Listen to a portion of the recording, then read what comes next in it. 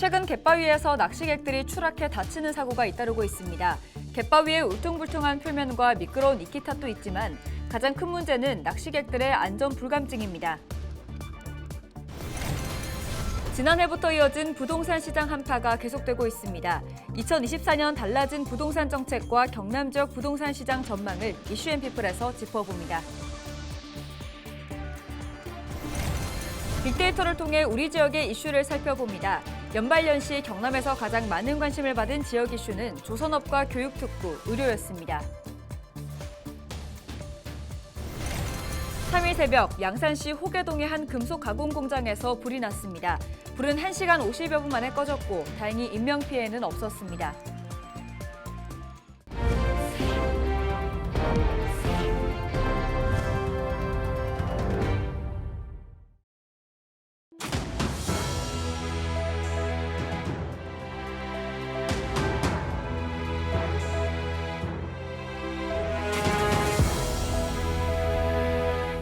시청자 여러분 안녕하십니까? 헬로티비 경남뉴스입니다. 남해안 곳곳에서 낚시를 즐기시는 분들이 많아졌습니다. 낚시객이 늘어난 만큼 갯바위와 방파제 등에서 추락 사고도 빈번히 일어나고 있는데요. 특히 울퉁불퉁한 표면과 미끄러운 갯바위에서 인명사고가 잇따르고 있습니다. 보도에 표영민 기자입니다. 창원 삼포항 인근 갯바위입니다. 지난 2022년 11월 이곳에서 낚시를 하던 남성이 발을 헛디뎌 추락한 일이 있었습니다. 당시 남성은 구조정에 의해 무사히 구조되기는 했지만 발목을 다쳤습니다. 지난 2일에도 부산 가덕도 인근 갯바위에서 낚시를 하다 추락한 남성이 구조됐습니다.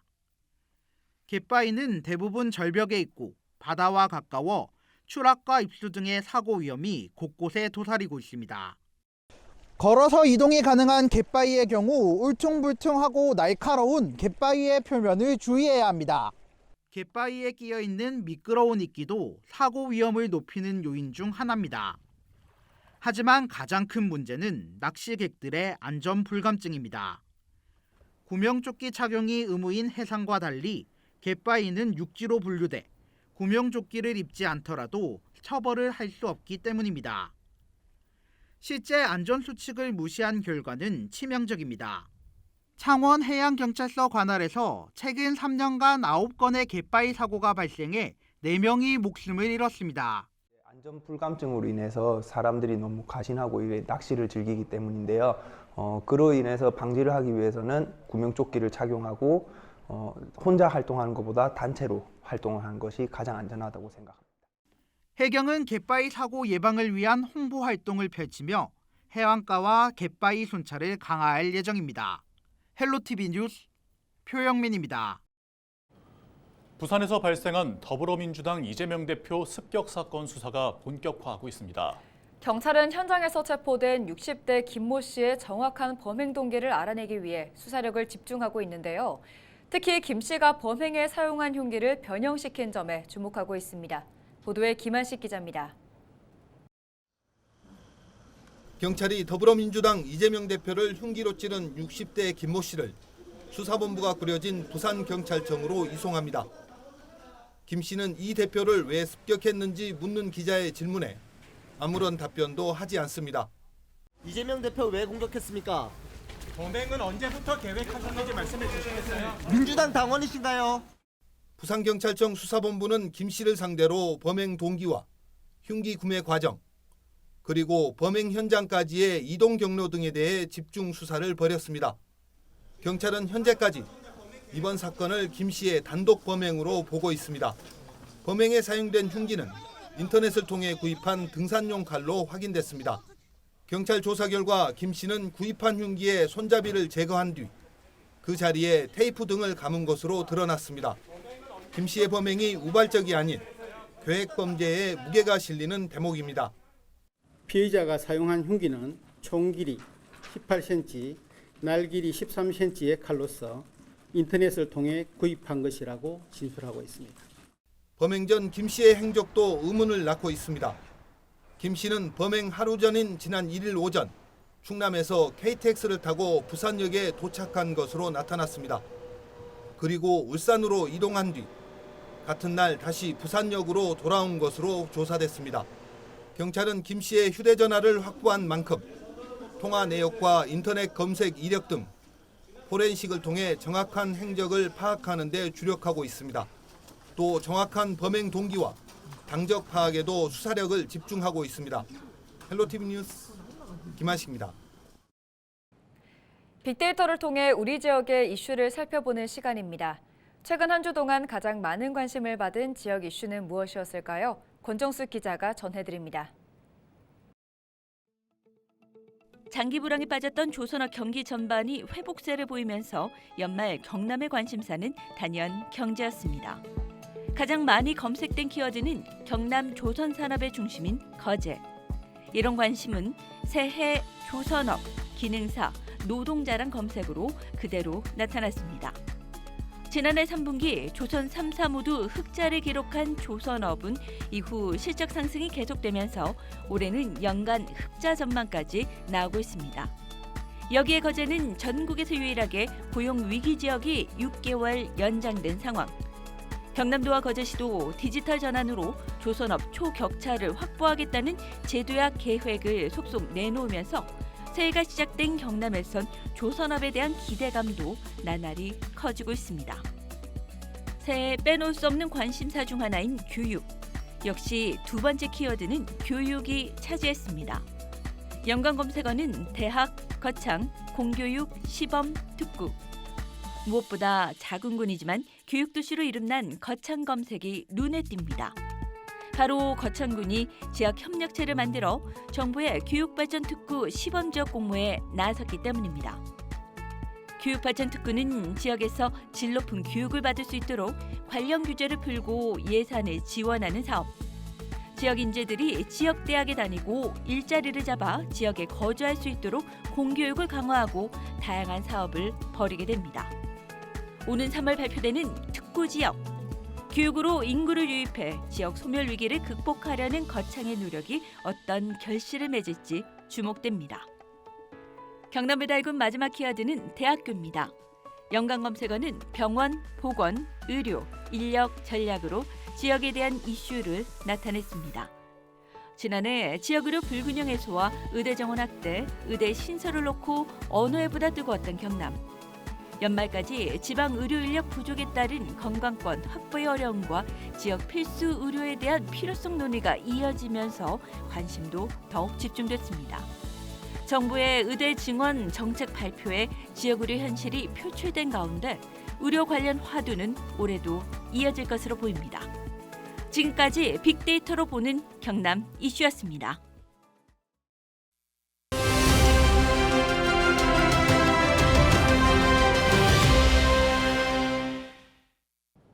지난해부터 이어진 부동산 시장 한파가 계속되고 있습니다. 향후 시장 분위기는 더욱 침체할 수 있다는 우려도 계속 나오고 있는데요. 반면 미국 금리가 인하될 가능성도 점쳐지면서 부동산 시장도 회복세를 보일 것이라는 전망도 함께 나오고 있습니다. 2024년 달라진 부동산 정책과 경남 지역 부동산 시장 전망을 짚어보겠습니다. 창신대 부동산 경영대학원 정상철 원장과 전화 연결해 자세한 내용 짚어보겠습니다. 원장님 안녕하세요. 네, 안녕하십니까. 창신대학교 부동산 경영대학원장 정상철 교수입니다. 네, 원장님. 먼저 새 부동산 시장을 두고 다양한 전망들이 나오고 있습니다. 올해부터 달라지는 부동산 정책 어떤 것들이 있습니까? 올해부터는 그 신혼부부와 출산가구 그리고 청년층에 혜택을 주는 방향으로 부동산 제도가 편된 것입니다. 이는 고금리 및 분양가 인상 등으로 주택 구입 여건이 여의치 않은 가운데 출산 및 신혼부부들에게 특별 공급 확대와 저리 대출 등이 지원된다는 그런 뜻이죠. 그중에 가장 주목할 정책은 신생아 출산 가구에 대한 특별 공급 제도입니다. 신생아 출산 가구에 우선 지원하겠다는 거죠. 예를 들어서 입주자 모집 공고를 기준으로 2세 이하 자녀가 있으면은 자격이 주어집니다. 물론 뱃속에 있는 태아도 포함이 됩니다. 그리고 다자녀 기준도 기존의 3명에서 이제 2명으로 낮춰서 혜택을 보도록 제도를 보완했다는 것도 새해 달라지는 부동산 제도의 큰 특징이라고 볼 수 있습니다. 네.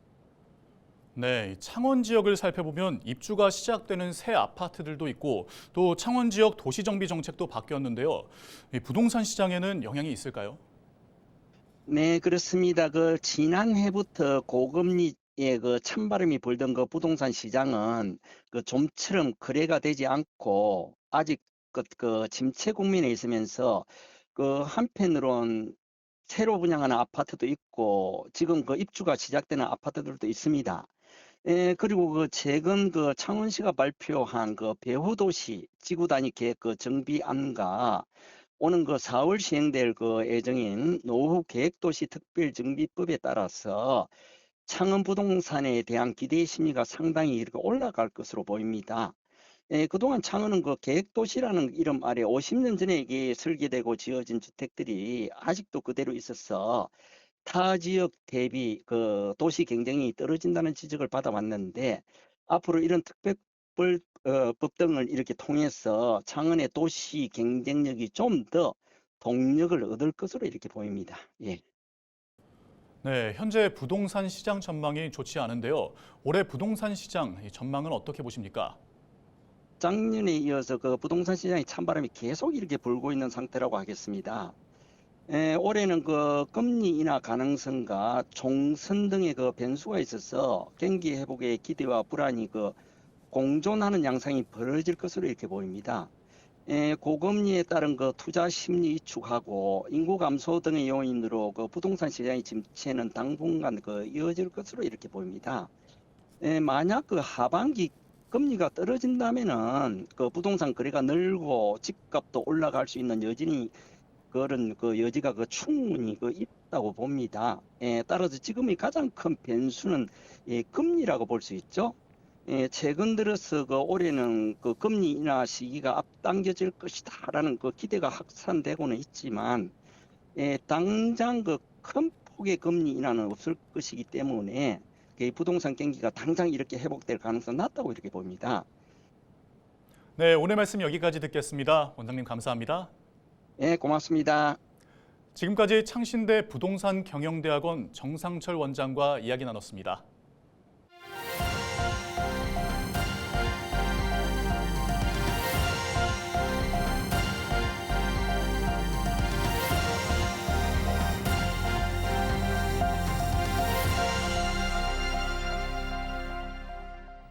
(3일) 새벽 3시쯤 양산시 호계동의 한 금속 가공 공장에서 불이 났습니다. 이 불로 공장 3개 동 중 2개 동이 완전히 탔고 나머지 1개 동 일부도 탔습니다. 불은 1시간 50여 분 만에 꺼졌으며 다행히 인명피해는 없었습니다. 소방당국은 정확한 화재 원인을 조사 중입니다. 전국교직원 노동조합 경남지부가 정부의 늘봄학교 계획을 전면 재검토해야 한다고 주장했습니다.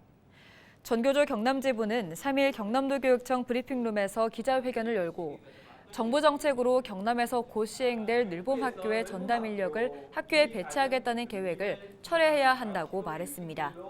그러면서 정부는 학교의 돌봄의 책임을 전가하지 말고 지자체와 함께 국가가 전면적으로 돌봄을 책임져라라고 강조했습니다. 늘봄학교는 아침과 저녁 시간 학교에서 아이를 돌보는 제도입니다. 오는 2025년 2월까지 희망하는 초등학교를 대상으로 운영될 예정입니다. 경남도 교육청은 정부의 방침에 따라 늘봄학교가 확대될 것으로 보고 20여 명의 전담 인력을 학교에 배치할 계획입니다. 경상남도가 2024년 갑진년 새해를 맞아 3일 도내 주요 기관 단체장과 신년 인사회를 가졌습니다. 이 자리에는 박완수 경남도지사와 박종훈 경남도 교육감, 최재호 경남상공회의소 협회장 등 정관계와 언론, 경제, 시민단체 500여 명이 함께했습니다. 박 지사는 신년사에서 2024년 갑진년에는 경상남도가 본격적으로 재도약하여 경제는 더 탄탄하게, 민생은 더 든든하게 만들겠다고 올해 목표를 전했습니다. 3일 진해수협 속천 위판장에서 갑진년 새해를 맞아 초매식과 풍어제가 열렸습니다. 이날 행사에서는 해양수산시책 유공어업인과 수협 발전에 공로한 이들에 대한 표창장과 감사패 수여, 풍어제와 경매시연 등이 진행됐습니다. 오늘 준비한 소식은 여기까지입니다. 시청해주신 여러분 고맙습니다.